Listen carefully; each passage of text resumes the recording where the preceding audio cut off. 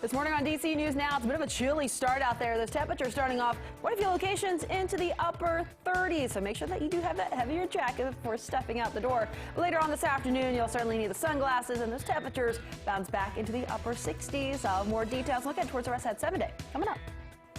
And this morning, we're learning more about a police chase that started in Maryland and ended all the way in D.C.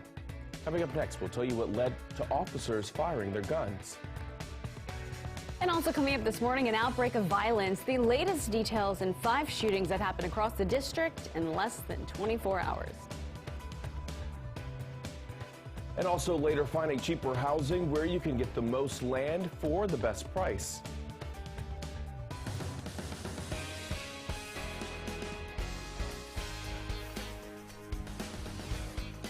All right, good Monday morning to you. Thanks so much for joining us. I'm Corey James. Good morning. I'm Tanaya Wright. A chilly start to our Monday morning here in D.C. Meteorologist Jackie Layer is here now with a check on our Monday forecast. And Jackie, when can we expect things to warm up a bit? Well, I would say a bit later in the morning hours is when we'll start to notice those temperatures starting to climb. Yes, we'll see that sunshine, and also those 60s will be back with us later on this afternoon. Now, sunrise, we're still about an hour away from that, so it's still a little dark out there this morning. As a view over Hagerstown, we'll eventually start to notice that the horizon will get a little brighter over the next hour or so. But later on today, we'll see those high temperatures bouncing back into the 60s. But out there right now, starting off right at the 40-degree mark in Hagerstown, but many locations right now starting off into the 30s, or one of the cooler spots is 33 right now in Cumberland. It's 34 in Luray, 35 Culpeper, it's 36 in Manassas, but closer towards DC, we're starting off into the mid to upper 40s, upper 30s though out towards Waldorf.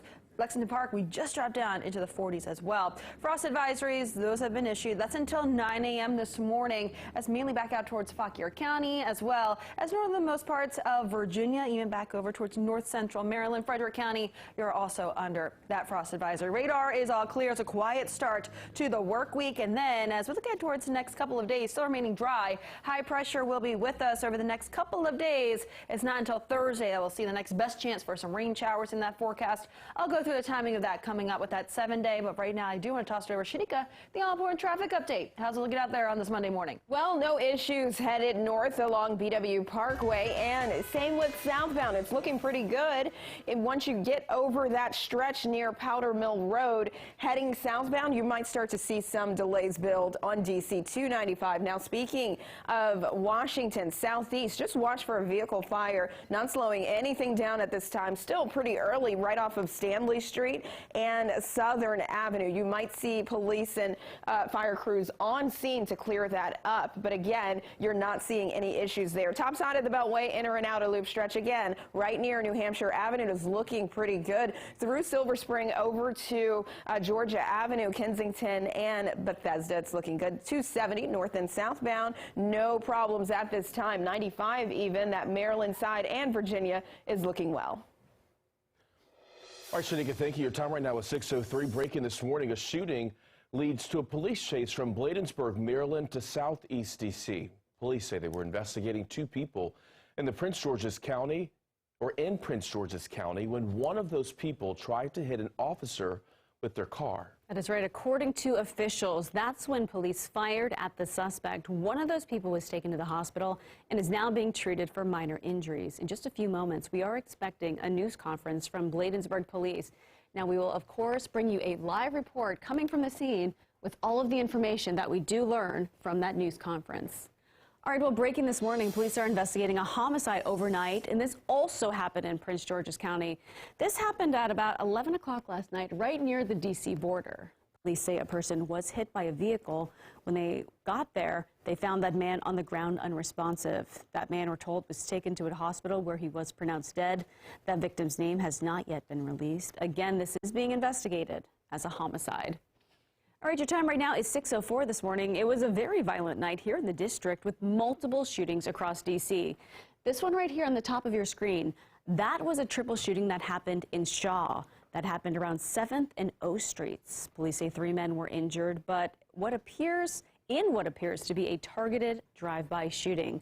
All right, well, there were also shots fired on Wisconsin Avenue right near W Place. Now, police say they found 4 shell casings, but fortunately no one was injured.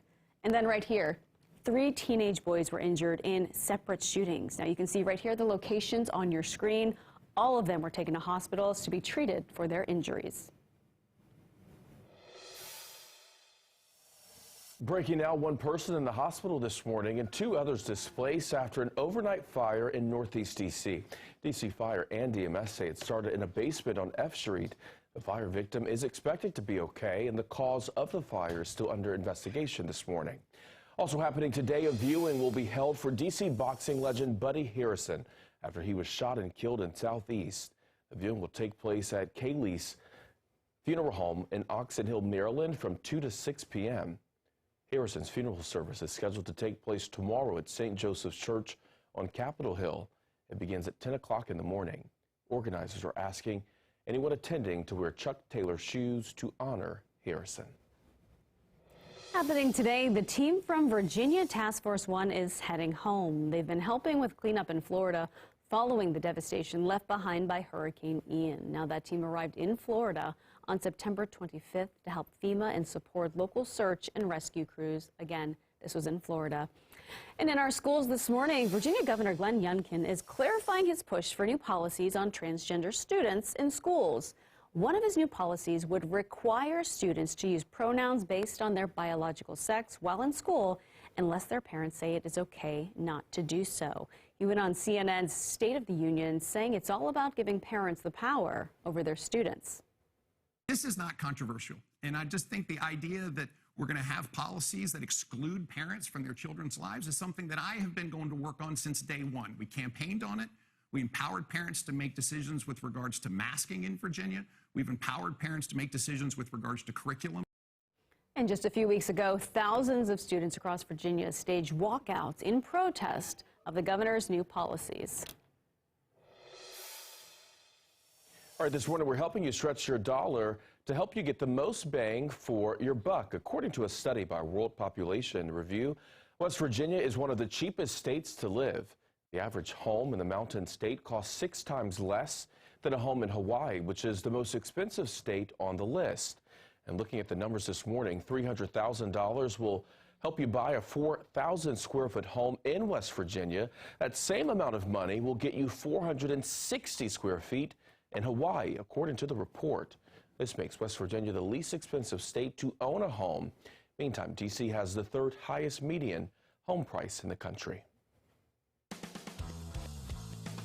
Just, being blessed to be able to come back and do it all over again, man. I never want to take it for granted. I want to leave everything on the field every time I get a chance to play. So my mindset is just, keep making strive, in the right direction. Hopefully, we can pull something together. Yeah, it was a rookie return. Commanders running back Brian Robinson making his NFL debut yesterday. This is just 6 weeks after he was shot twice in the leg during attempted robbery in the district. Now Robinson leading the Commanders' rushing attack, picking up 22 yards on 9 carries. That is right. Despite his performance, though, the Commanders still lost to the Titans. The Game 9 team breaks down how the running back can make a difference moving forward. Brian Robinson is back. He looked just as strong as he did during the preseason. Yeah. So now that they'll probably be focusing on giving him the ball a lot more, what kind of impact could he have on this offense as they have a quick turnaround as they're going to face the Chicago Bears this Thursday? He could be a stabilizer. We need to run. The one thing about the running game, you use run game as defense. The best way to dominate a team is to make their quarterback watch the game. And you can't go 1-11 on 3rd downs and do that. Well, if you got somebody that can get that 3rd down, this 3rd down, and now they're forced to watch 12-play drives, 10-play drives. Now they can never get in sync. That's what's wrong with us. Because we 3 and out, we can't get into sync. Bring a Robinson in there. He's going to get in that A gap. He's going to get in that B gap. He opens up the play action. Carson Wentz is known for his play action. We haven't seen it because we haven't stabilized the run, and you got to have both. All right, you can watch Game Night each night at 11 o'clock right here on DC News Now.